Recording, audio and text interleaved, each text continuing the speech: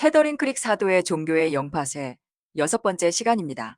오늘의 주제는 종교 없는 사역입니다. 간단히 핵심 내용 정리하고 설교를 이어 들으시겠습니다. 첫째, 정죄라는 가시를 빼고 예수님의 사랑만 담으세요. 사마리아 여인을 변화시킨 것은 따끔한 충고가 아니라 끝없는 용납이었습니다. 우리도 비판적인 목소리 톤을 버리고 친절과 온유의 열매를 먼저 보여주어야 합니다. 둘째, 사람을 회개로 이끄는 것은 두려움이 아니라 하나님의 인자하심입니다. 지옥에 갈 것이라는 공포나 종말에 대한 두려움으로는 진정한 변화를 일으킬 수 없습니다. 사랑이 없는 설교는 시끄러운 꽹과리일 뿐입니다. 우리가 하나님의 선하심을 온전히 나타낼 때 여러분은 비로소 죄의 종노릇에서 벗어나 진정으로 하나님과 사랑에 빠지게 됩니다. 셋째, 상대의 상태에 따라 다르게 다가가야 합니다. 이미 하나님을 아는 성숙한 자녀에게는 아버지의 마음으로 훈계하시지만 아직 하나님을 모르는 잃어버린 영혼에게는 오직 따뜻한 사랑만 필요합니다. 아직 하나님의 자녀가 아니기 때문입니다. 넷째, 우리는 그저 사랑이라는 맛있는 미끼를 던지는 어부일 뿐입니다. 사람을 변화시키고 자라게 하시는 분은 오직 하나님이십니다. 결과에 집착하지 말고 여러분은 그저 기쁨과 평안을 흘려보내는 통로가 되어주세요. 그럼 이제 종교의 짐을 훌훌 벗어던지고 진짜 사랑받는 자녀로 각자의 정체성을 새롭게 할 때입니다. 바로 캐더린 크릭 사도의 설교를 이어 들으시겠습니다. 지난 몇 주간, 지난 2번의 주일 동안 저는 종교의 영으로부터의 자유라는 시리즈를 말씀드렸습니다. 만약 여러분께서 이 메시지들 중 하나라도 보지 못했다면 이번 주일 예배 후에 다시 돌아가서 듣는 것이 매우 중요합니다. 제 유튜브 채널의 재생 목록에서 찾을 수 있으니 꼭 시청하여 흐름을 따라오시기 바랍니다. 종교의 영이 무엇인지에 대한 이 기초를 다지는 것이 정말 중요하기 때문입니다. 저는 이 영이 무엇인지에 대해 심도 있게 말씀드리고 있습니다. 많은 사람이 계시가 없어서 그것이 실제로 무엇인지 모르기 때문입니다. 그저 종교의 영이라는 말만 들었지 정체가 무엇인지 모릅니다. 그래서 내 백성이 지식이 없어 망하는 것입니다. 이 영에 대한 지식이 없고 그것이 여러분에게 어떻게 영향력을 미치려 하는지 모른다면 거기서 자유로워질 수 없습니다. 하지만 성경은 진리를 알면 자유케 되리라고 말씀하십니다. 그래서 우리가 이 영을 분별하고 삶에서 몰아내며 영향력을 차단할 수 있도록 깊이 파헤치고 있는 것입니다. 할렐루야! 오늘 전할 메시지의 제목은 종교 없는 사역입니다. 이것은 오늘 여러분이 다른 사람들을 사역할 때 어떻게 종교성이나 어떤 종류의 종교의 영도 없이 사역할 수 있는지를 배우게 된다는 뜻입니다. 이것은 너무나도 중요합니다. 여러분 모두는 사역자로 부름받았으며 다양한 역량으로 타인에게 사역하는 하나님의 통로로 부름받았습니다. 여러분이 모두 무대 위에서 설교하거나 교회를 운영하거나 순회 강연을 하는 그런 사역자로 부름받은 것은 아닐 수도 있습니다. 하지만 여러분 모두는 일상 속에서 예수님이 필요한 사람들, 길을 잃은 사람들, 아픈 사람들, 억눌린 사람들에게 사역하도록 부름받았습니다. 하나님 나라가 가까이 왔음을 선포하고 병든 자를 고치며 악한 영을 쫓아내고 죽은 자를 살리는 것은 우리 모두에게 주신 대위임령입니다. 그러므로 그리스도의 몸된 우리 모두는 종교가 없는 방식, 즉 예수님의 방식대로 올바르게 사역하는 법을 갖추어야 합니다. 할렐루야. 요한복음 12장 46절 나는 빛으로 세상에 왔나니 물은 나를 믿는 자로 어둠에 거하지 않게 하려 함이로라.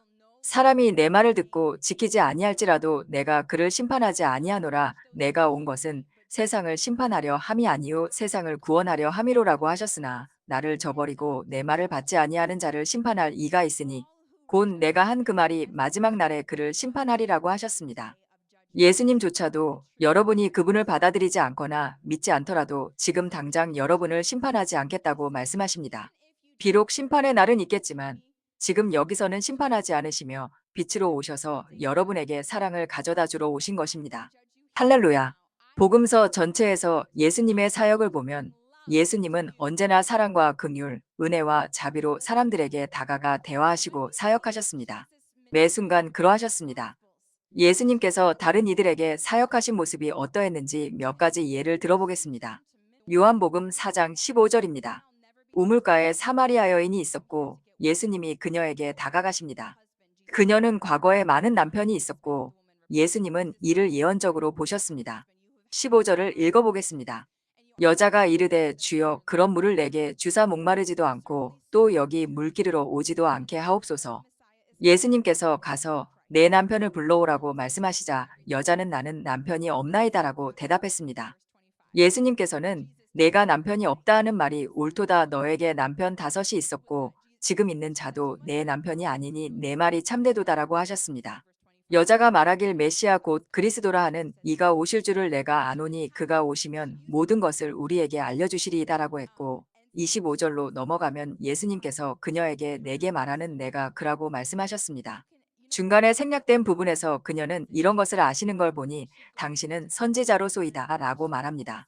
그리고 25절에서 메시아가 오실 것을 안다고 하자 예수님은 내가 그 메시아다라고 하십니다. 제가 말하려던 것은 그녀가 과거에 남편들이 있었다는 것입니다. 예수님은 그녀를 너무나 큰 사랑으로 만나주셨고 성경은 이 구절 직후에 그녀가 아는 모든 사람에게 달려가 메시아가 오셨다는 사실을 전했다고 기록합니다. 그녀가 얼마나 흥분하고 열정이 가득했는지 보면 그녀가 하나님의 사랑에 깊이 감동했다는 것을 알 수 있습니다. 그녀는 정말 흥분했고 영원히 변화되었습니다. 여러분은 성경을 통해 이 상황을 이해해야 합니다.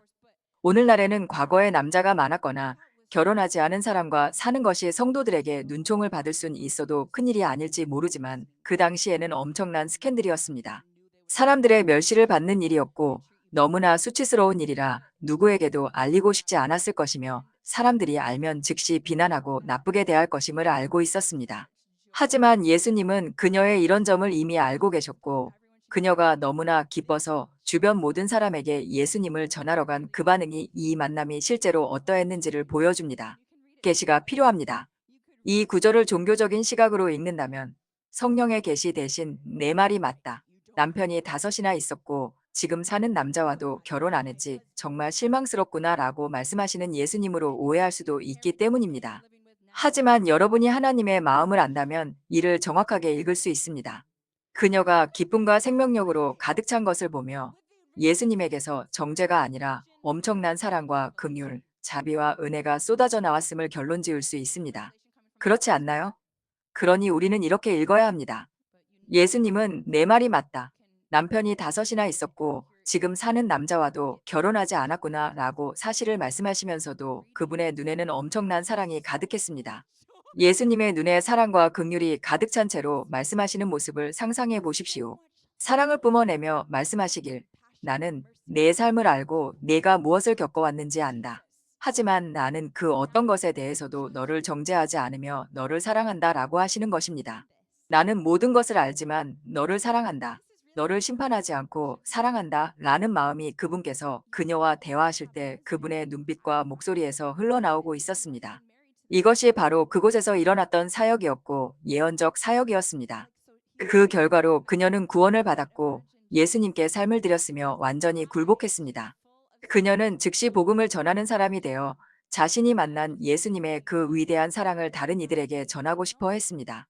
사람들을 만났을 때 하나님은 이미 그녀를 통해 역사하고 계셨습니다. 내가 방금 메시아를 만났어요. 여러분도 그분을 만났으면 좋겠어요. 그분은 사랑이 너무나 가득하신 분이에요. 어서 와보세요. 절대 놓치지 마세요. 라고 할 정도로 그녀는 놀라움에 가득 찼습니다. 그것이 바로 실제 상황이었습니다. 그녀는 메시아가 여기 계시긴 한데 조심하세요. 그분은 당신에 대해 다 알고 계셔서 좀 껄끄러울 수도 있고 당신은 정죄받을 거예요. 라고 말하지 않았습니다. 그렇지요. 그녀는 정반대로 행동했는데 이는 예수님께서 정죄가 아닌 얼마나 큰 사랑으로 그녀를 사역하셨는지를 보여주며 그분은 정말 매력적인 분이셨습니다. 예수님의 사역에 대한 또 다른 예가 요한복음 8장 7절에 나옵니다. 여기 가늠하다 잡힌 여인이 있는데 여러분도 이 이야기를 아실 겁니다. 그녀는 간음을 저질렀고 바리새인들은 율법대로 그녀를 돌로 쳐서 그 끔찍한 죄에 대해 벌하고 싶어 했습니다. 당시에는 오늘날보다 훨씬 더 심각한 범죄로 여겨졌습니다. 간음을 저지르는 것은 너무나 나쁘고 악한 일로 간주되어 율법은 그녀를 돌로 치라고 규정했지만 예수님은 긍휼과 은혜와 사랑이라는 새로운 방식으로 오셨으며 정죄하지 않으셨습니다. 하지만 종교의 영을 가진 이 바리새인들은 예수님께 답변을 요구했습니다. 그들은 그녀를 돌로 치고 싶어 했기에 예수님, 우리는 그녀를 돌로 치고 싶습니다. 라고 말하며 계속해서 대답을 재촉했습니다. 그러자 예수님께서 일어나 말씀하시길 너희 중에 죄 없는 자가 먼저 돌로 치라 하시고는 다시 몸을 굽혀 손가락으로 땅에 쓰셨습니다. 고발하던 자들이 이 말씀을 듣고 양심의 가책을 느껴 어른으로 시작하여 젊은이까지 하나씩 하나씩 나가고 오직 예수님과 그 가운데선 여자만 남았습니다. 예수님께서 다시 일어나 여자에게 물으셨습니다. 여자여, 너를 고발하던 그들이 어디 있느냐? 너를 정죄한 자가 없느냐? 그녀가 주여 없나이다 라고 대답하자 예수님께서 말씀하셨습니다. 나도 너를 정죄하지 아니하노니 가서 다시는 죄를 범하지 말라. 성령께서 주시는 계시로 저는 예수님의 모습을 그려봅니다. 예수님께서 당신의 딸을 보호하는 보호자로서 서 계시며 그녀가 정죄당하고 돌에 맞는 것으로부터 너무나 큰 사랑으로 지켜주시는 모습입니다. 그 보호는 엄청난 사랑에서 비롯된 것이며 너희 중 누구도 그녀를 돌로 칠 수 없다. 그녀는 심판을 받지 않을 것이며 내가 나의 사랑으로 그녀를 보호하겠다라고 말씀하시는 것입니다. 그리고 저는 예수님께서 사랑과 온유함과 긍휼이 가득한 눈으로 그녀에게 말씀하시는 것을 봅니다. 너를 고발하던 자들이 어디 있느냐? 너를 정죄한 자가 한 명도 없느냐라고 물으시며 승리가 있음에 기뻐하시고 그녀가 그분의 사랑을 알게 된 것에 행복해 하시는 모습입니다. 주여 없나이다 라는 대답에 예수님은 나도 너를 정죄하지 않겠다라고 말씀하셨습니다. 사랑과 은혜가 충만하고 정죄는 전혀 없는 상태로 가서 다시는 죄를 범하지 말라고 하셨습니다. 다시 한번 말씀드리지만 종교적인 시각이나 종교의 영은 이 성경 구절을 다르게 읽을 수 있습니다. 예수님께서 정죄가 가득한 말투로 이제 가서 다시는 죄를 짓지 마라. 이번 딱 한 번만 구해주는 거다. 왜 죄를 짓고 있느냐? 당장 멈추고 죄를 짓지 마라고 말씀하시는 것처럼 상상할 수 있다는 것입니다. 하지만 성령의 진짜 계시는 이렇습니다. 내 아이야, 이제 네가 나의 사랑을 만났으니 너는 더 이상 죄의 종이 아니란다. 하나님의 사랑을 만났을 때야말로 여러분이 순결하고 의롭게 살며 하나님께 굴복할 수 있는 능력을 얻게 됩니다. 성경은 하나님의 인자하심이 너를 인도하여 회개하게 하신다고 말씀합니다. 하나님의 심판과 진노가 회개로 인도하는 것이 아니라 하나님의 인자하심이 회개로 인도하는 것입니다. 즉, 하나님의 사랑과 인자함, 은혜와 자비, 긍휼함이 사람을 회개로 이끄는 것이며 이는 그것 없이는 사람들이 회개할 수 없다는 뜻이기도 합니다.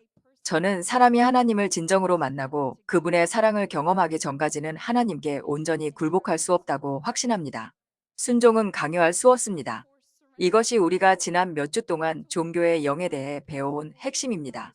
사람들은 하나님의 사랑을 모르면서 그저 옳은 일만 하려고 애쓰지만 하나님의 사랑을 모른다면 순결하고 의롭게 살 수 있는 힘 자체가 없습니다.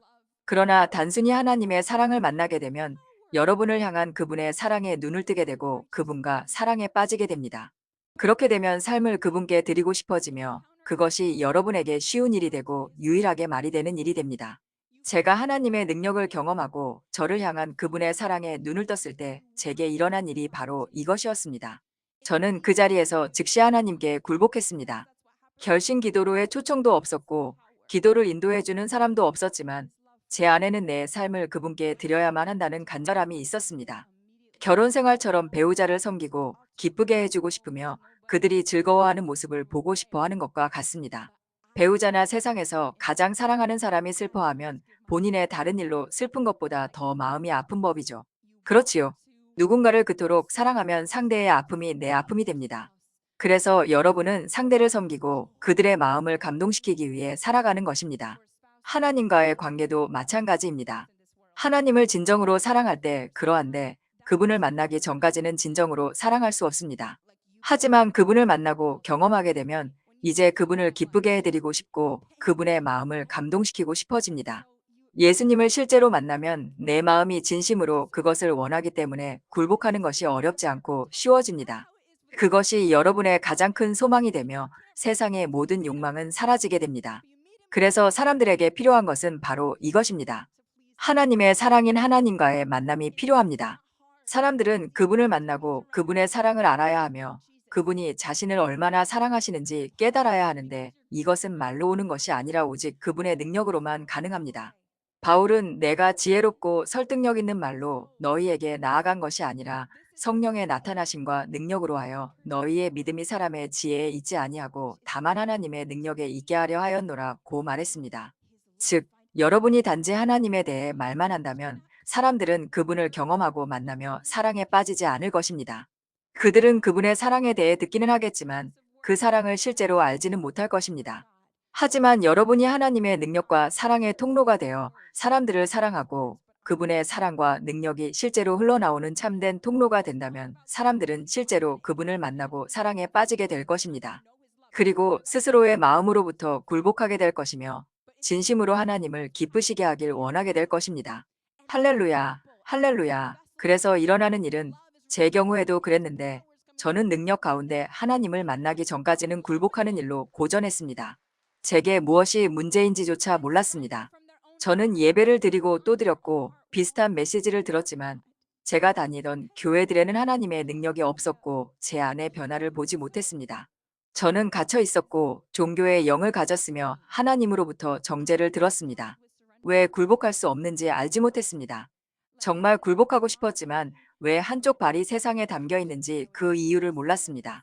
그러다 하나님의 능력을 한번 경험하게 되었고 그분의 능력을 만난 결과로 저를 향한 그분의 사랑에 눈을 뜨게 된 그 순간 그분을 기쁘시게 하고 굴복하는 것이 제 가장 큰 갈망이자 열정이 되었습니다. 그날 이후로 똑같았습니다. 저는 결코 되돌아가지 않았으며 그날부터 제 가장 큰 소망은 그분을 기쁘시게 하는 것이었습니다. 할렐루야. 하지만 여러분이 그분의 사랑을 만나기 전까지는 불가능하며 계속 죄를 지을 것입니다. 그래서 사마리아 여인에게 일어난 일은 그녀가 예수님을 만나고 그분의 놀라운 사랑을 경험하여 구원받았다는 것입니다.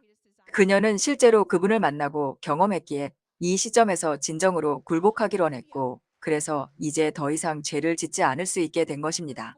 그래서 저는 예수님이 이렇게 말씀하시는 것으로 봅니다. 이제 내가 나의 사랑을 알고 나와 사랑에 빠졌으며 나에게 굴복하길 원하니 이제 가서 다시는 죄를 짓지 말라. 이제 너는 가서 다시는 죄를 짓지 않을 수 있다.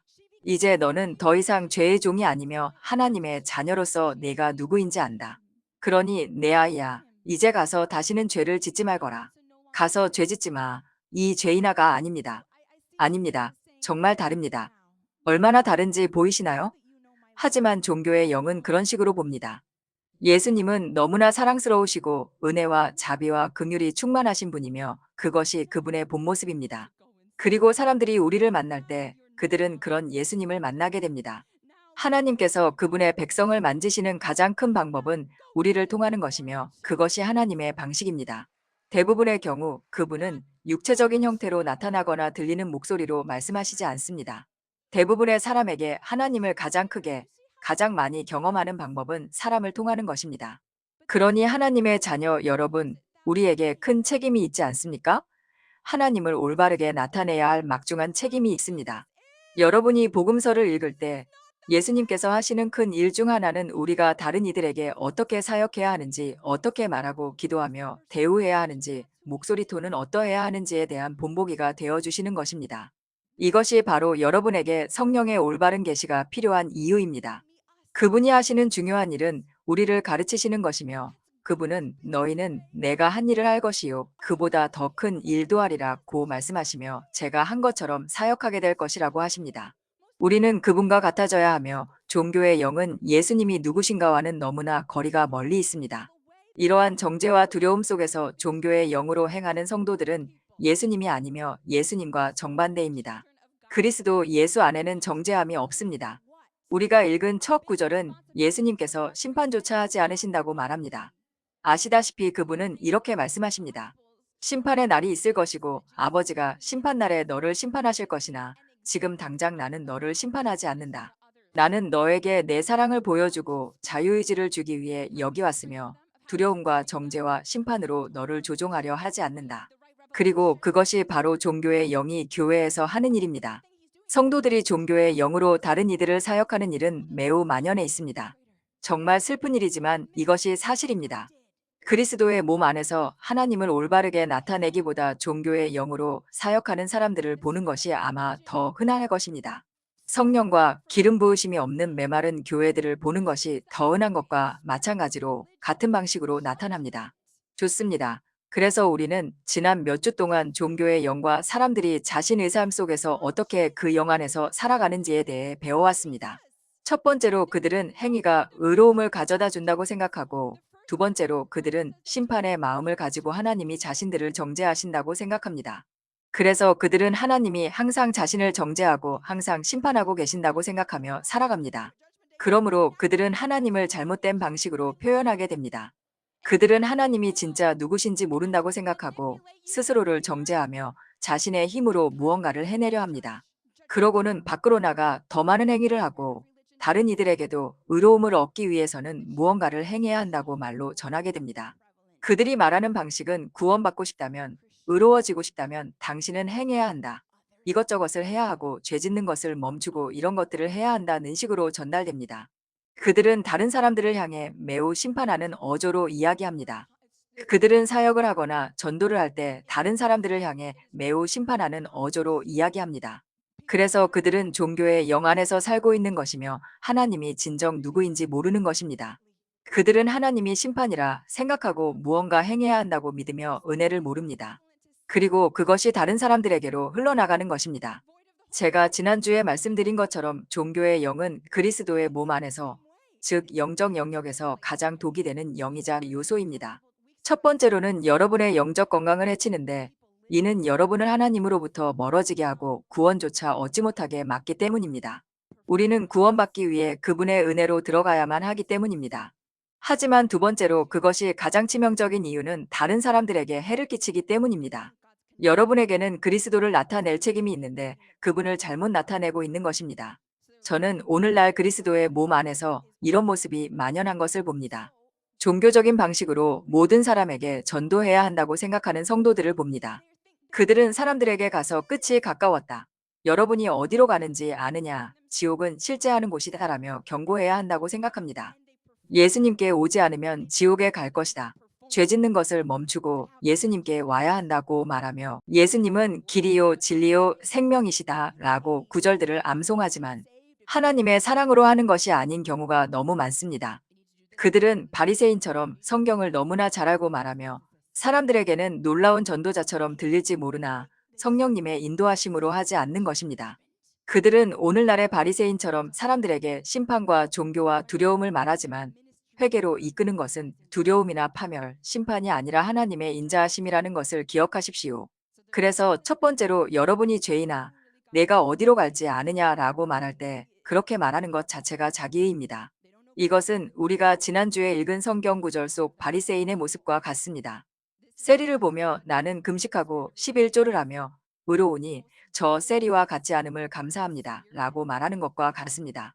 사람들이 이런 방식으로 설교할 때 본인들은 그것이 매우 영적이라고 생각하겠지만 사실은 잃어버린 자들과 예수님을 모르는 사람들에게는 그저 똑같이 오만하고 자기에 가득 찬 방식으로 비칠 뿐입니다. 여러분 어디로 갈지 아느냐? 나는 그리스도인이고 내 삶을 예수님께 드렸는데 여러분은 어디로 갈 거냐라고 말하는 것 말입니다. 비록 내 인생 최고의 결정이었다는 식으로 말할지라도 그것은 사랑으로 말하는 것이 아닙니다. 내 인생 최고의 결정이었고 여러분도 예수님을 알길 바란다는 식이 아니라는 겁니다. 그들이 하는 말이 천국과 지옥이 있다. 어디로 갈지 아느냐처럼 맞는 말일지라도 그들은 그것을 자기 일을 가지고 말합니다. 사람들은 그것을 알아챕니다. 사람들은 그것이 사랑이 아니라 정죄라는 것을 볼 수 있습니다. 이것이 바로 성도들과 교회가 나쁜 평판을 갖게 된 이유입니다. 세상 사람들은 성도들을 세상에서 가장 남을 잘 판단하고 자기에 빠져 정죄하는 사람들로 봅니다. 믿지 않는 세상 사람들이 성도를 그렇게 보는 이유는 너무나 많은 이들이 그리스도를 잘못된 방식으로 나타내며 오직 정죄, 정죄, 정죄로만 말해왔기 때문입니다. 저는 교회를 비판하는 사람들을 탓하지 않습니다. 당연히 그렇게 생각할 수밖에 없죠.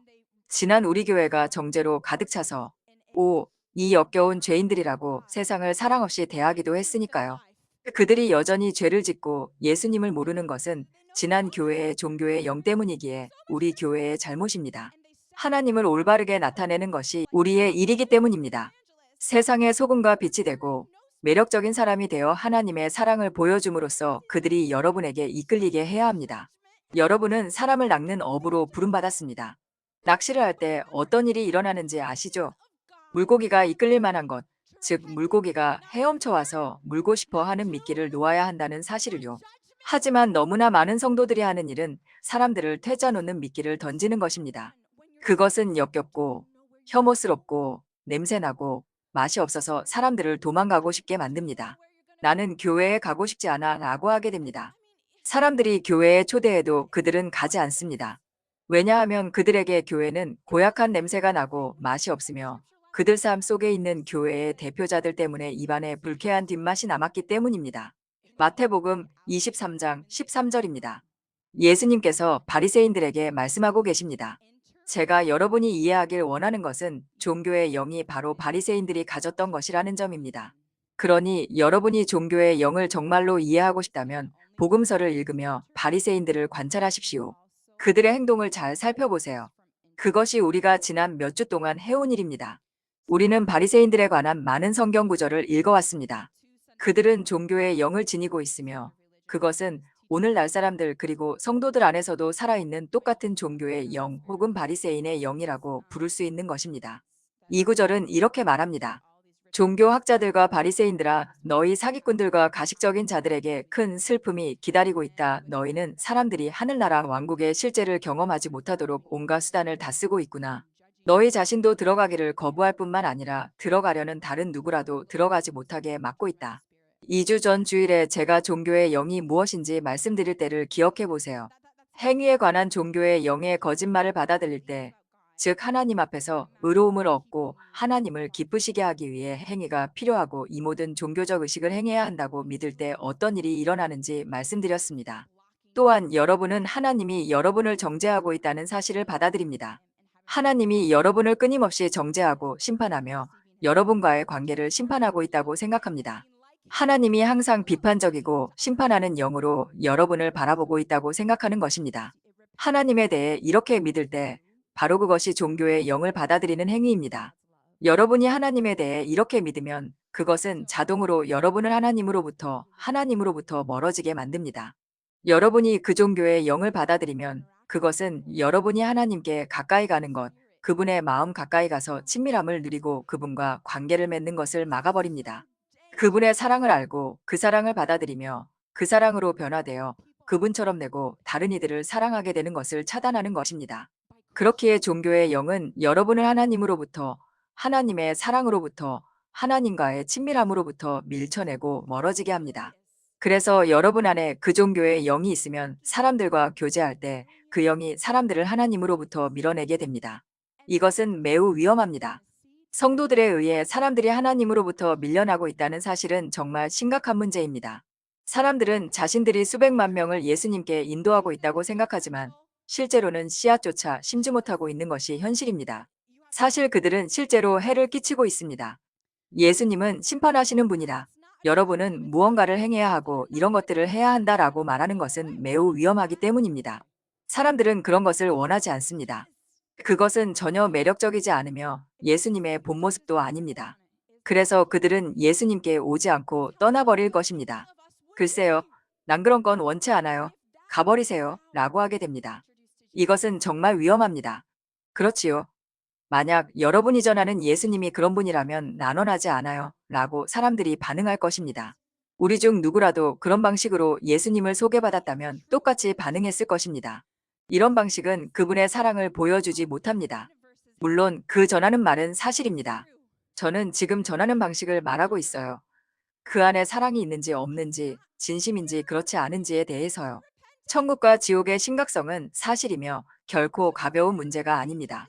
하지만 사람들을 회개로 이끄는 것은 두려움이 아닙니다. 그러므로 두려움으로 사람들에게 경고하는 것은 매우 위험합니다. 우리는 사람들이 예수님을 처음 접할 때 그 기초가 두려움이 되기를 원치 않습니다. 하나님은 가짜 관계를 원하지 않으십니다. 하나님은 사람들에게 자유의지를 주셨고 사람들이 스스로의 자발적인 마음으로 나아오기를 원하십니다.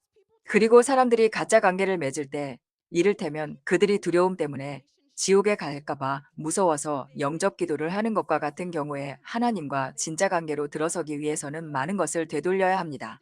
하나님은 그런 것을 원하지 않으시며 그것은 그 사람에게 해롭습니다. 그것을 바로잡는데 아주 오랜 시간이 걸릴 수도 있고 어떤 사람들은 영원히 그 상태에 갇혀서 하나님의 사랑을 알지 못한 채 두려움 속에 살며 내가 죄를 지으면 지옥에 갈 거야 라고 생각하며 살게 될 수도 있습니다. 예수님을 그런 식으로 처음 소개받았기 때문에 이런 두려움 속에 사는 것입니다. 정말 말도 안 되는 일인 것은 성도들인 여러분이 그 영에 사로잡혀 죄인들에게 화를 내고 세상 사람들에게 화를 낸다는 점입니다. 정치권에서 보는 죄인들이든 세속적으로 행동하는 죄인들이든 동성애 관계에 있거나 마약을 하고 욕설을 하는 그런 죄인들이든 상관없이 말입니다. 종교의 영을 가진 성도들은 여러분이 우리나라를 너무 마귀적으로 만들고 있어. 우리 아이들의 학교를 너무 마귀적으로 만들고 있어 라며 화를 내고 죄인들을 분노로 대합니다. 하지만 정작 그들이 죄인들을 밀어내고 있습니다. 회개를 가져오는 친절함과 사랑과는 정반대의 행동을 하고 있는 것입니다. 우리는 정말로 세상을 바꿀 수 있고 우리나라를 바꿀 수 있습니다. 우리가 예수님을 올바른 방식으로 나타낼 수만 있다면 이 나라의 모든 영역, 모든 분야, 그리고 온 세상을 바꿀 수 있습니다. 왜냐하면 변화는 사람들이 회개할 때 오기 때문입니다. 사람들을 다그치는 방식이어서는 안 됩니다. 회개는 변화를 의미하고 죄에서 돌이키는 것을 의미합니다. 진정한 회개가 일어나는 방법은 하나님의 인자하심과 사랑이 나타나는 친절함입니다. 정죄하며 회개하라고 말하는 것이 아니라 친절과 사랑으로 하나님의 사랑을 보여주고 하나님이 여러분을 통해 진정으로 역사하시게 할 때 그것이 회개를 가져오고 이 세상에 변화를 가져올 것입니다. 할렐루야. 고린도전서 13장 1절은 이렇게 말합니다. 내가 사람의 방언과 천사의 말을 할지라도 사랑이 없으면 소리나는 구리와 울리는 꽹과리가 되고 내가 예언하는 능력이 있어 모든 비밀과 모든 지식을 알고 또 산을 옮길 만한 모든 믿음이 있을지라도 사랑이 없으면 내가 아무것도 아니요. 내가 내게 있는 모든 것으로 구제하고 또 내 몸을 불사르게 내줄지라도 사랑이 없으면 내가 아무 유익이 없느니라. 그러니 어떤 분은 길모퉁이에서 비행기 안에서 공항과 학교에서 버스 정류장과 지하철에서 공원과 교회에서 아주 웅변적으로 설교할 수 있습니다. 나는 매우 설득력 있게 설교할 수 있고 엄청난 열정으로 설교할 수 있으며 수많은 성경 구절을 능력 있게 암송하며 놀라운 메시지를 전할 수도 있습니다. 아주 담대하고 용기 있게 하나님의 엄중한 말씀을 선포할 수도 있겠죠. 하지만 만약 그것이 사랑으로 행해지지 않는다면 나는 그저 울리는 꽹과리일 뿐입니다. 그리고 교회 안에서 사람들이 어딘가 공공장소에 나가거나 1대1로 사람을 만나서 종교적인 어조로 회개하세요. 여러분이 어디로 갈지 아십니까? 라고 말하며 전도하는 것이 올바른 전도 방식이라고 생각합니다. 그러나 우리는 그런 경우 사람들이 그렇대 전도하는 분들을 정말 시끄럽고 짜증나는 꽹과리처럼 여기는 반응을 문자 그대로 볼 수 있습니다. 저는 실제로 거리 모퉁이에서 전도를 하는 사람들을 지나치며 본 적이 있지만 그것이 종교의 영이라는 것을 알 수 있었고 그들이 사랑 없이 그 일을 하고 있다는 것을 볼 수 있었습니다. 정말이지 저는 혐오감을 느꼈습니다. 마치 사람들을 하나님으로부터 돌아서게 함으로써 제 귀를 아프게 하고 하나님의 귀를 아프게 하는 울리는 꽹과리처럼 느껴졌습니다. 사람들의 반응을 보면 알 수 있습니다. 어떤 이들은 오, 저건 악한 영이 나타나는 거야 라고 말할지 모르지만 아닙니다. 여러분이 그저 짜증나는 울리는 꽹과리일 뿐입니다. 사마리아 여인이 반응했던 방식, 바로 그것이 사람들이 여러분과 저를 만났을 때 보여야 할 반응이어야 합니다. 이 사람 짜증나 가 되어서는 안 됩니다. 사도로서 지금 그리스도의 몸 안에 있는 이 종교의 영역에 대해 언급해야겠습니다. 이것은 중단되어야 합니다. 저는 바리새인 시절과 마찬가지로 이런 종교적인 방식으로 전도하는 사람들의 불순한 동기들을 보아왔습니다. 첫 번째로 그들의 방식, 즉 그 동기는 행위입니다. 그들은 이것이 하나님을 기쁘시게 한다고 생각하며 수많은 사람에게 이런 종교적인 방식으로 설교하러 다니는데 매우 열정적입니다. 또한 그들은 자부심을 느낍니다. 자신이 얼마나 놀라운 성도인지, 얼마나 많은 사람을 예수님께 인도했는지 사람들이 봐주는 것에 흥분하며 마치 그것을 벨트의 훈장처럼 여깁니다. 사람들은 이런 동기를 가지고 나옵니다. 어떤 사람들은 이것이 사람들을 예수님께로 인도하는 방식이라고 생각합니다. 영접 기도를 따라하면 구원받을 것이다 라고 말하며 그것이 누군가 구원받았음을 의미한다고 믿습니다. 그래서 그들은 하루 종일 이게 복음입니다. 여기 좀 보세요. 지금 당장 복음을 전하고 싶습니다. 라며 그것을 사명으로 삼습니다. 그러고는 좋아요. 예수님께 삶을 드리고 싶군요. 저를 따라하세요. 라고 한 뒤, 오, 한 명 구원시켰다 라고 생각하지만 그들은 정말로 구원받은 것이 아닙니다. 그들이 얻은 것은 종교뿐입니다. 아마 그들이 영접 기도를 따라했다면 그것은 여러분이 그들을 위협하고 조종했기 때문이거나 지옥에 가기 싫어 라는 두려움 때문이었을 것입니다. 그리고 사랑이 없는 전도, 실적을 위한 전도를 하고 하나님이 자신들을 보고 기뻐하실 거라 생각하며 또 다른 사람들에게 인상적으로 보이기 위해 벨트에 훈장을 채우려 애쓰며 삽니다. 2000년 전 바리새인들을 살펴보겠습니다. 마태복음 27장 18절에 나오듯이 빌라도는 종교 지도자들이 지독한 시기심 때문에 예수님을 넘겨주었다는 것을 충분히 알고 있었습니다. 바리새인들이 예수님을 무너뜨리려 하고 십자가에 못 박히도록 넘겨준 것은 시기심 때문임이 분명했습니다. 예수님은 거대하고 번창하는 사역을 하셨고 그들은 가장 크고 좋은 사역을 원했기 때문입니다. 하지만 그들에게는 그들만의 사역 방식이 있었습니다. 그것은 종교적인 부름과 같았으나 그곳에 예수님은 계시지 않았습니다. 예수님을 전하고 설교는 잘하지만 종교와 정제로 설교함으로써 사람들이 진정으로 예수님을 아는 것을 가로막는 것입니다. 오늘날 일어나는 일도 이와 같습니다. 사람들은 큰 사역과 큰 플랫폼을 원하고 영상이 바이럴 되기를 원합니다. 그래서 담대하게 설교하고 인상적인 일들을 하지만 정작 설교를 듣는 사람들에 대한 사랑 없이 종교의 영으로 행합니다. 이것이 사역에 있어서 종교의 영이 가진 불순한 동기 중 하나입니다. 많은 사람이 그것이 옳다고 생각하기 때문에 진짜처럼 보일 수 있습니다. 오늘 이 자리에 계신 여러분 중 일부도 그것이 사람들을 전도하고 사역하는 올바른 방법이라고 생각했을지 모릅니다. 그래서 그런 방식이 많은 박수를 받고 그 담대함이 인상적으로 보입니다. 사람들은 누군가 구원받았다고 기뻐하지만 사실 상당수는 실제로 구원받은 것이 아닙니다. 그리스도의 몸 여러 곳에 이러한 불순한 동기가 존재하며 이제는 멈춰야 할 때입니다. 왜냐하면 아직 하나님을 모르는 사람들에게 너무나 많은 해를 끼치고 있기 때문입니다. 그것은 사람들을 밀어내고 두려움과 정죄를 가져다 주며 하나님의 사랑을 아는 것을 가로막습니다. 이제 멈춰야 할 시간입니다. 요즘 사람들은 성도들에 대해 정죄하고 지나치게 열성적이지만 좋지 못한 방식으로 열성적이라는 많은 인식을 가지고 있습니다.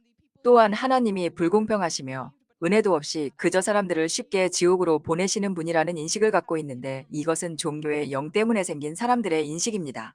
하지만 사람들이 여러분과 저를 만날 때 하나님에 대해 가져야 할 진짜 인식은 와, 하나님은 사랑이 정말 많은 분이구나. 하나님은 긍휼과 자비, 은혜와 친절, 그리고 인내가 넘치시는 분이구나 라는 것이어야 합니다. 와, 그분에 대해 더 알고 싶다는 마음이 들게 해야 합니다. 우리는 사람들을 밀어내기보다 예수님께로 이끌고 인도하며 매료시켜야 합니다. 정죄와 두려움, 그리고 행위 중심의 태도는 사람들을 밀어낼 뿐입니다. 그래서 이제 사역이 어떤 모습이어야 하는지, 다른 사람들을 사역하는 것이 어떤 모습이어야 하는지 말씀드리겠습니다. 갈라디아서 5장 22절 성령께서 우리 삶에 맺어주시는 열매는 사랑과 희락과 화평과 오래 참음과 자비와 양성과 충성과 온유와 절제입니다. 그곳에 두려움이 있었나요? 아니요. 정죄가 있었나요? 아니요.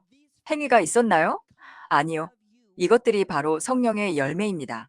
그러므로 여러분이 하나님에 대해 이야기할 때, 사람들과 교제할 때, 사람들을 사역할 때, 이 열매들이 여러분에게서 나와 사람들을 감동시켜야 합니다. 그것이 일어나야 할 일이며 이것이 전부입니다. 사람들을 사역할 때 세부적인 사항들에 대해 걱정할 필요가 없습니다. 누군가를 사역하기 위해 해야 할 일들의 체크리스트 같은 것은 걱정하지 마세요. 여러분이 집중해야 할 것은 하나님과 가까워짐으로써 맺어지는 이 열매들을 지니고 있는가 하는 점입니다. 여러분은 이 열매들을 품고 여러분이 대화하고 사역하는 사람들에게 이 열매들이 닿게 하는 것에 마음을 써야 합니다.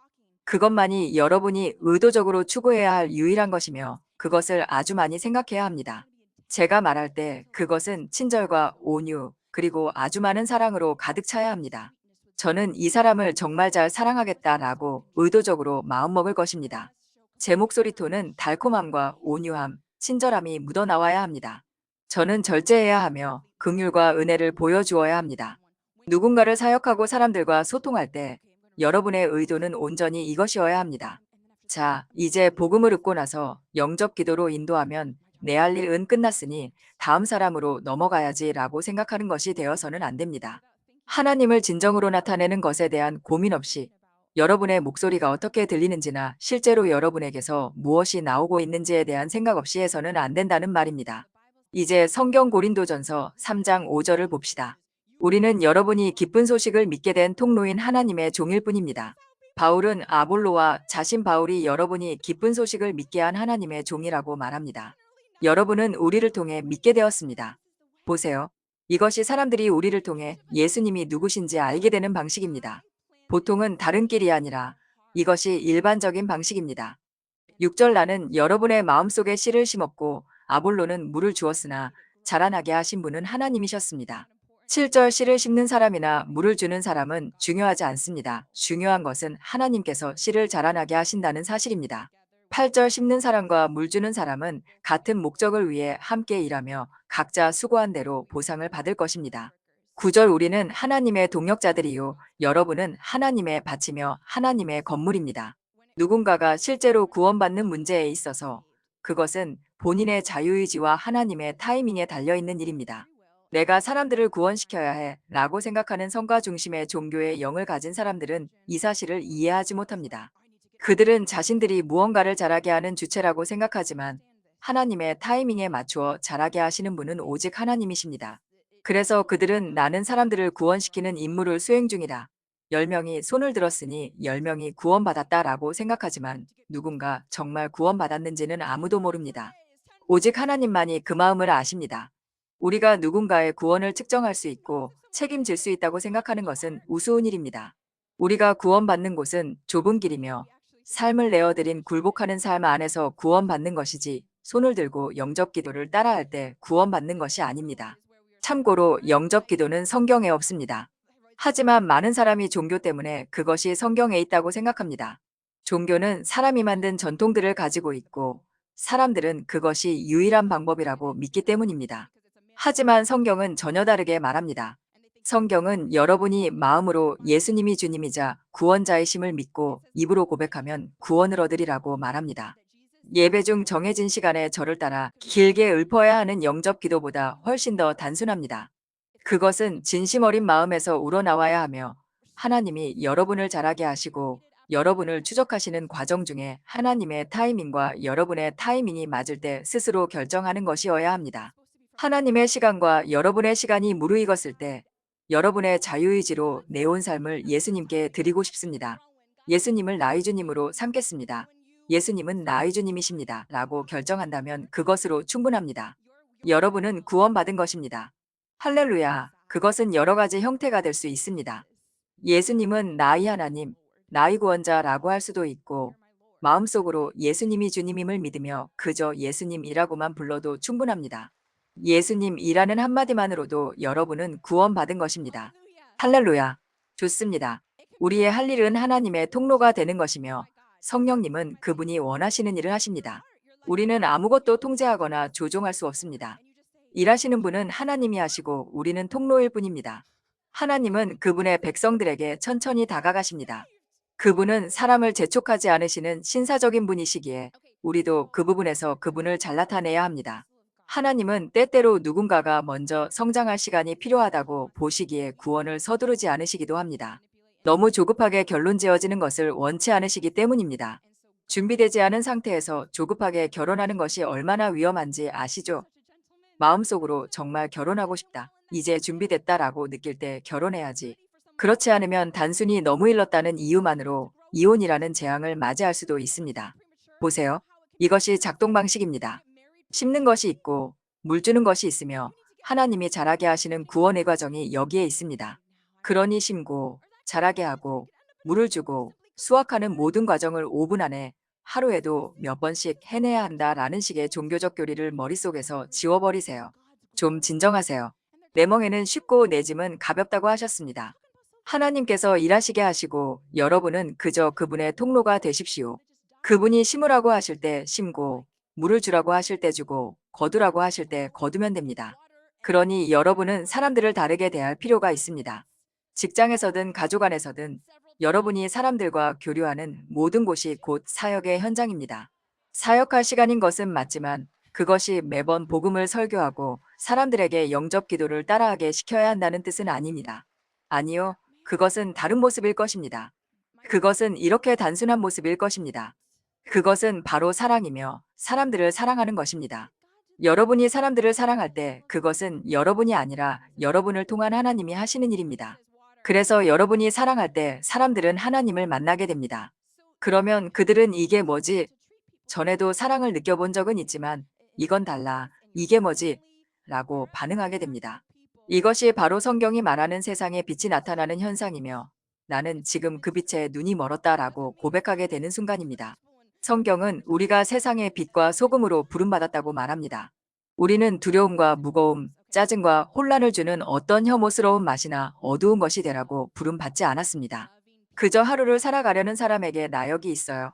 여러분은 지옥에 갈 거니 회개하세요 라고 하는 것이 아닙니다. 우리는 빛이 되어 사람들의 삶에 생명과 빛을 가져다 주고 소금의 역할을 하도록 부름받았습니다. 바로 그 점이 단순합니다. 여러분은 빛과 소금으로 사람들을 사랑하도록 부름받았고, 일은 하나님이 하시는 것입니다. 그러니 여러분이 해야 할 일은 사람들을 사랑하는 것뿐이며, 나머지는 그분이 하십니다. 여러분은 그저 사람들을 사랑하게 될 것입니다. 그저 누군가를 사랑하는 것이며 압박을 주지 않습니다. 가끔 여러분 삶의 간증에 대해 이야기하게 될 수도 있겠죠. 그들은 여러분으로부터 아주 많은 사랑을 받기 때문에 여러분과 여러분의 삶에 더 관심을 갖기 시작하고 신뢰할 수 있다고 느끼게 됩니다. 그들은 마음을 열고 왜 여러분은 그렇게 기쁨과 평안이 넘치나요? 이해가 안 돼요. 전에는 이런 걸 본 적이 없어요. 같은 질문을 던지기 시작합니다. 그리고 내가 여러분에게 못되게 굴었는데도 왜 나를 그렇게 사랑으로 대하나요? 라고 묻기도 합니다. 그들은 이런 것들을 알아차리고 마음을 열기 시작하며 매력을 느끼고 더 가까이 다가옵니다. 그때가 바로 물을 줄 시간입니다. 그 전까지 여러분은 그들이 그럴 자격이 없을 때조차 사랑함으로써 씨앗을 심어온 것입니다. 나는 선교지에 있고 오늘 사역을 하고 있다는 의도를 가짐으로써 무엇을 하든 사람들에게 하나님의 사랑을 보여주는 것입니다. 원수를 사랑하고 뺨을 돌려대며 겸손하고 은혜와 긍휼이 충만하며 친절하고 관대하게 행동하는 것입니다. 그러니 주님, 제가 이런 사람이 되게 도와주소서라는 진지한 의도를 가지고 그렇게 삶을 살아내십시오. 그리고 사람들과 소통하며 이 사랑을 보여줌으로써 씨앗을 심고 또 심는 것입니다. 그러면 때로는 심는 것과 물 주는 것을 동시에 하게 될 때도 있을 것입니다. 씨앗을 심고 있을 때 사람들이 마음을 열고 질문을 던지기 시작한다면 그때가 바로 물을 주는 시간입니다. 이제 설교할 수 있습니다. 그전에는 아니며 아직 물을 주지 마시고 그저 그들의 모습 그대로 사랑하십시오. 그들이 여러분에게 오게 하고 매료되게 하되 자유의지를 강요하지 마십시오. 복음을 억지로 밀어 넣지 마십시오. 그것은 사람들을 밀어낼 뿐입니다. 이제 설교할 수 있지만 종교적으로 설교하지 마십시오. 진정하고 마음을 가라앉히세요. 누군가를 주님께 인도할 기회야. 오늘이 바로 그날이야 라고 하며 긴장해서 땀을 흘리거나 이상하게 들리는 말을 시작하지 마십시오. 그러면 상대는 됐어요. 피곤하네요. 가서 낮잠이나 자야겠어요. 라고 생각하게 될 것입니다. 그들에게 솔직해지십시오. 예수님을 만나기 전에 나는 이런 모습이었지만 지금은 이렇습니다. 라고 말하십시오. 나는 길을 잃었고 억눌려 있었고 아팠지만 하나님을 만났습니다. 그분은 실제하시며 문자 그대로 이 모든 것을 내게서 거두어 가시고 나를 치유하셨습니다. 그뿐만 아니라 내게는 초자연적인 평안과 기쁨이 있고 그분의 사랑은 정말 놀랍습니다. 라고 자연스럽게 말하십시오. 진정하고 자연스럽게 진실되게 말하십시오. 이것이 사랑을 보여주는 것이며 사마리아 여인처럼 나는 하나님의 사랑을 경험했고 여러분도 그것을 경험하길 원합니다. 라고 하는 것입니다. 당신을 통해 내 벨트에 구원 의훈장을 하나 더 새기겠다는 식의 실적 쌓기가 아닙니다. 사람들은 그것을 꿰뚫어 봅니다. 사람들을 향한 사랑을 가지십시오. 나는 그들이 구원받기를 원함으로 진심으로 말하겠다라고 하면 그들은 그것이 진심이며 실제라는 것을 알게 될 것입니다. 그래야 그들이 하나님과 여러분에게 더 매료될 수 있고 여러분과 함께 교회에 가고 싶어 하며 더 듣고 싶어 할 것입니다. 그러니 매력적이고 진실하며 진정으로 그 사람을 사랑하는 방식으로 말하십시오. 그리고 그 시점이 물을 준 것이며 하나님은 같은 그 사람에게 여러분이 수확을 거두도록 부르실 수도 있는데 그것은 여러 모습일 수 있습니다. 누군가를 구원하기 위해 영접 기도로 인도하는 것이 사람에게 달린 일이 아니기 때문입니다. 때로는 수확의 순간이 이럴 수 있습니다. 그들이 여러분과 함께 교회에 오고 싶어 하고 그날 교회에 와서 하나님을 만나고 예수님께 삶을 드리는 것입니다. 그날 여러분이 수확을 거둔 것이지만 일은 하나님이 하셨습니다. 여러분이나 제가 영접 기도를 시켜서가 아니라 하나님이 그들을 만지셨을 때 그들이 예수님, 제 삶을 드립니다. 라고 고백한 것입니다. 하나님이 여러분에게 한 사람에 대해 심고 물 주고 수확하는 일을 모두 맡기신다면 그런 모습일 것입니다. 하지만 여러분 대부분은 바울이 말한 것처럼 한 명은 심고 한 명은 물을 주며 다른 이는 수확하는 것 중 한 가지 일을 하게 될 것입니다. 그래서 제가 진정하라고 말씀드리는 것입니다. 수확을 보는 것에 집착하지 말고 하나님의 타이밍을 기다리십시오. 때가 아닌데 수확을 거두려다 더 큰 해를 끼치지 말고 심는 자로서 여러분의 역할을 다하며 최고의 심는 자가 되십시오. 최고의 심는 자가 되십시오. 사람들을 수년 동안 지극히 사랑했는데도 아직 예수님께 오지 않을 수도 있지만 계속 사랑의 씨앗을 심으십시오. 인내하며 하나님이 일하고 계시고 잘하게 하신다는 것을 신뢰하십시오. 언젠가 수확이 있을 것이며 그것은 다른 누군가와 함께일 수도 있습니다. 하지만 여러분의 역할을 다했다면 이제 평안히 쉬십시오. 할렐루야 할렐루야. 그리고 저는 잠언 3장 12절 말씀에 대해서도 전하고 싶습니다. 대저 여호와께서 그 사랑하시는 자를 징계하시기를 마치 아비가 그 기뻐하는 아들을 징계함 같이 하시느니라. 그러니 훈계가 필요한 때가 있습니다. 사도로서 저도 가끔 여러분을 꾸짖곤 합니다. 성경에도 우리가 꾸짖고 세워주는 일들로 부름받았다고 되어 있기 때문입니다. 하지만 여러분은 이미 하나님의 자녀이며 하나님의 사랑을 만난 사람들입니다. 그래서 여러분이 나태해지기 시작할 때 제가 왜 여러분의 헌신을 진지하게 대하지 않습니까? 라고 날카롭게 훈계할 수 있는 것이며 그것은 괜찮습니다. 하지만 여러분은 이미 제자이자 하나님의 자녀입니다. 주님은 사랑하시는 자를 징계하시며 아버지가 기뻐하는 자녀를 훈계하는 것과 같습니다. 그러나 잃어버린 자들은 아직 하나님의 자녀가 아닙니다. 그러니 그들을 훈계하는 것을 멈추고 그저 사랑하십시오. 지금은 그들을 교정할 때가 아닙니다. 왜 죄를 짓습니까? 라고 묻지 마세요. 당연히 그들은 죄를 짓습니다. 대신 이런 시각으로 그들을 바라보십시오. 그들은 하나님의 사랑을 모른다. 나는 그들이 하나님의 사랑을 알길 원한다. 그들이 하나님의 사랑을 알게 될 유일한 방법, 주요한 통로는 바로 사람입니다. 그러니 저는 하나님이 저를 사용하셔서 그들이 그 사랑을 알고 죄에서 구원받으며 지옥에 가지 않도록 사람들에 대한 이긍휼함을 가지고 제가 할 수 있는 모든 것을 하려 합니다.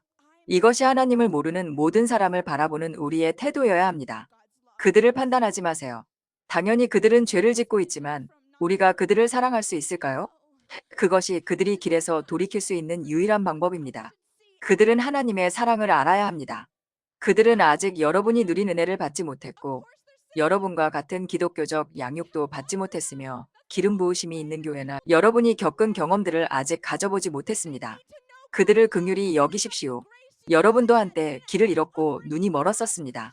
우리를 통해 흐르는 하나님의 사랑이 그들에게는 유일한 기회입니다. 사도행전 1장 7절에서 제자들은 예수님이 언제 다시 오실지 알고 싶어 했습니다. 예수님은 그 날짜와 시기는 오직 아버지의 권한에 속한 것이니 너희가 알 바가 아니오라고 말씀하셨습니다. 8절 오직 성령이 너희에게 임하시면 너희가 권능을 받고 예루살렘과 온 유대와 사마리아와 땅 끝까지 이르러 내 증인이 되리라고 하셨습니다. 제자들은 예수님, 언제 오실 건가요? 우리는 그것을 알고 싶고 생각하고 싶고 주님이 오실 때를 계획하고 싶습니다. 라고 했습니다. 예수님은 그저 너희가 알 바 아니야. 라고 하시고는 재빨리 화제를 돌리셨습니다. 너희는 권능을 받아 땅끝까지 내 증인이 되어야 한다고 하셨죠. 다시 말해, 우리는 마지막 때다. 끝이 가깝다. 여러분 지옥 갈지 천국 갈지 아느냐라는 말만 하고 있을 필요가 없다는 것입니다. 우리는 하나님의 권능을 받아 증인이 되고 하나님의 일을 하며 그 사역을 진지하게 대하고 사람들에게 하나님의 사랑을 보여주도록 부름받았습니다. 우리는 이런 식으로 종말에만 집중해서는 안 됩니다. 우리가 하나님께 굴복할 때 이미 준비된 것입니다. 여러분은 이미 준비되었습니다. 파멸에 집중하고 사람들에게 공포와 두려움을 말하는 것으로는 준비되지 않습니다. 그것은 준비하는 방식이 아닙니다. 그것은 준비하는 것과 정반대의 일입니다. 하나님께 삶을 내어드리고 하나님의 일을 하며 그분의 뜻 안에 머무는 것이 바로 준비하는 것입니다. 이것이 우리가 가져야 할 태도입니다. 우리는 그날과 그 시각을 전혀 알지 못하지만 하루하루 살아가도록 부름받았습니다. 하나님의 말씀처럼 그날의 괴로움은 그날로 족합니다. 그러니 오늘 내 길에 나타나는 모든 사람에게 기름 부으심 안에서 하나님의 사랑을 보여주는 증인이 되는 것, 그것이 하나님이 우리에게 부르시는 일입니다. 할렐루야 할렐루야. 그러니 여러분을 격려하고 싶습니다. 이제부터 사람들과 대화할 때 그들이 지옥에 갈지도 모른다는 공포를 느끼지 마세요. 그것은 여러분 안의 사랑을 가로막고 여러분 자신이 두려움의 영을 가지게 할 뿐입니다. 진정하십시오. 그것은 하나님의 손에 달려 있습니다. 여러분이 할 수 있는 일은 두려워하는 것이 아니라 하나님 안에서 안식하며 그분께 온전히 굴복하는 것입니다. 그래야 여러분이 그분의 형상으로 변화되어 사람들과 소통할 때 사랑과 기쁨과 평강이 충만한 최선의 방식으로 그분을 나타낼 수 있습니다. 하나님에 대해 말할 때 기쁨이 충만하십시오. 누군가에게 복음을 전할 때도 하나님이 얼마나 놀라운 분인지, 그분이 얼마나 선하시고 여러분의 삶을 어떻게 만지셨는지 기쁨으로 전해야 합니다. 평안과 온유함이 충만하십시오. 사람들이 여러분을 볼 때 두려움과 정죄를 가지고 억지로 구원시키려 설교하는 사람으로 느끼게 하지 말고 여러분을 통해 성령의 열매를 느끼게 하십시오. 누구에게든 하나님에 대해 말할 때, 그리고 소셜미디어에 글을 올릴 때조차 기쁨과 평강, 사랑과 온유, 친절함이 충만하게 하십시오. 그 성령의 열매들이 흘러가게 하십시오. 그것이면 충분합니다. 이것이 사람들이 진정으로 구원받고 세상이 변화되는 방식이며 사람들이 예수님을 사랑으로 알게 되고 종교로부터 자유로워지는 길입니다. 할렐루야. 하나님을 찬양합니다. 예수님 감사합니다. 오늘 여러분 모두에게 선포하고 싶습니다. 여러분 중 일부는 이런 종교적인 설교를 통해 구원을 받았습니다. 심지어 여러분 중 일부는 마음으로부터 굴복하기를 원해서라기보다 그것이 옳은 일이라고 생각했기 때문에 영접 기도를 따라했습니다. 스스로 원해서 온 것이 아니라 마치 예수님과 정략 결혼을 한 것과 같았습니다. 저는 지금 이 순간 구원받은 지 꽤 되었음에도 아직 온전히 굴복하지 못한 분들을 봅니다. 하지만 지금 하나님께서 그 잘못된 시작을 씻어내기를 원하심을 봅니다. 오늘이 하나님과의 진정한 결혼식이 되기를 원하십니다.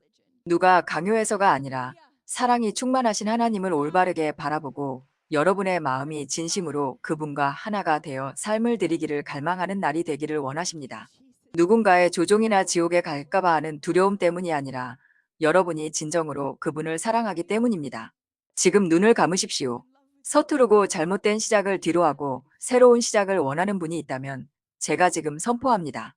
잘못된 교리와 사람들을 통해 여러분에게 들어온 모든 종교의 영은 지금 당장 떠나갈지어다. 모든 두려움은 떠나갈지어다. 모든 정죄와 심판의 마음도 떠나갈지어다. 마지막 때에 대해 너무 걱정하고 지옥에 갈까봐 두려워하는 분들이 있습니다. 저는 그 모든 두려움과 어둠, 파멸의 생각들이 예수님의 이름으로 지금 떠나갈 것을 명합니다. 예수님이 누구신지에 대한 모든 잘못된 인식들이 지금 여러분에게서 떠나갈 것을 선포합니다. 감사합니다. 예수님, 감사합니다. 주님. 지금 하나님께 고백하십시오. 지금 굴복하길 원하신다면, 혹은 과거에 했더라도 오늘이 진정한 결혼식이자 새로운 시작이 되기를 원한다면 여러분의 언어로 하나님께 말씀드리십시오. 주님, 제 삶을 드립니다. 주님을 사랑합니다. 지금 제 온 삶을 주님께 내어드립니다. 하나님을 사랑하며 주님과 사랑에 빠졌습니다. 제 삶을 받으소서라고 말입니다. 지금 여러분의 마음으로부터 우러나오는 고백과 언약의 말을 하나님께 드리십시오. 감사합니다. 예수님. 하나님의 사랑이 지금 여러분에게 부어지기를 바랍니다. 성령께서 여러분을 만지시고 채우시며 오늘부터 매일 하나님과 친밀함 속에 걷게 하시기를 축원합니다. 여러분이 그분의 사랑 안에서 걷고 예수님의 이름으로 매일 그분의 사랑과 본 모습, 그리고 여러분을 향한 그분의 진심의 눈이 더 열리기를 바랍니다. 지금 그분의 사랑을 받으십시오. 할렐루야, 하나님을 찬양합니다. 영적 영역에서 하나님은 사람들을 종교에 가두고 노예로 삼았던 댐들을 부수셨습니다. 이제 사람들이 쏟아져 나오는 물처럼 터져 나오고 있습니다. 수확의 때는 바로 지금입니다. 저 밖에는 사역이 필요한 수많은 사람이 있습니다. 하나님의 사랑을 모르고 친밀함도 없으며 하나님을 만나 본 적도 없는 종교적인 교회에 갇혀 지낸 성도들에게도 사역이 필요합니다. 그들은 사역이 필요합니다. 하나님의 사랑으로 그들을 사랑해 줄 여러분이 필요합니다. 그들에게 예수님이 진짜 누구신지 소개해 줄 사람이 필요합니다. 여러분, 할 일이 있습니다. 수확은 무르익었습니다. 밖으로 나가서 그리스도의 사랑으로 모든 사람을 사랑하고 그들을 예수님께 소개하십시오. 하나님은 여러분이 세상의 빛과 소금이 되기를 기대하고 계십니다. 빛이 되고 소금이 되십시오. 사람들을 예수님께 매료시킵시다. 사람들의 입에 좋은 맛을 남기고 그들을 이끕시다. 하나님의 사랑이라는 좋은 미끼를 가진 사람 낚는 어부가 됩시다. 할렐루야, 예수님 감사합니다. 오늘 여러분은 종교의 영을 깨뜨리고 진정한 자유를 누리게 되었습니다. 정리하며 마치겠습니다. 첫째, 마지막 때를 준비하는 비결은 공포가 아니라 하나님의 증인이 되는 것입니다. 사도행전 1장 7절 말씀처럼 마지막 날의 시기를 계산하는 것은 우리의 권한이 아닙니다. 예수님은 우리가 파멸에 집중하며 두려워하기보다 성령의 권능을 받아 땅끝까지 그분의 사랑을 전하는 증인이 되길 원하십니다. 지옥이나 공포를 말하는 것은 준비하는 방식이 아닙니다. 오늘 하나님께 삶을 내어드리고 그분의 뜻 안에 머무는 것이야말로 진정으로 준비된 성도의 모습입니다. 둘째, 여러분은 예수님을 매력적으로 드러내는 빛과 소금입니다. 사람들에게 불쾌한 맛이나 짜증을 주는 것이 아니라 다시 찾고 싶은 좋은 맛을 전하는 어부가 되십시오. 우리의 사랑과 친절함이 곧 예수님의 얼굴이며 그 매력적인 모습이 사람들을 주님께로 이끌 것입니다. 셋째, 성숙한 성도로서 훈계와 사랑을 구분하십시오. 올바른 영적 지도자에게 책망받는 것을 기쁘게 여길 정도의 성숙한 주의 자녀가 아니라면 우리는 서로를 더욱 사랑으로 보듬어야 합니다. 특히 아직 주님을 모르는 영혼에게는 훈계가 아닌 오직 따뜻한 사랑만 보여주십시오. 그 사랑만이 그들을 진정한 회개로 인도할 수 있습니다. 이제 여러분 안에 있는 모든 종교의 영은 완전히 사라졌습니다. 하나님의 사랑 안에서 매일 친밀함을 누리며 승리하시길 바랍니다. 이번 한 주도 예수님의 사랑을 세상에 멋지게 보여주세요. 할렐루야.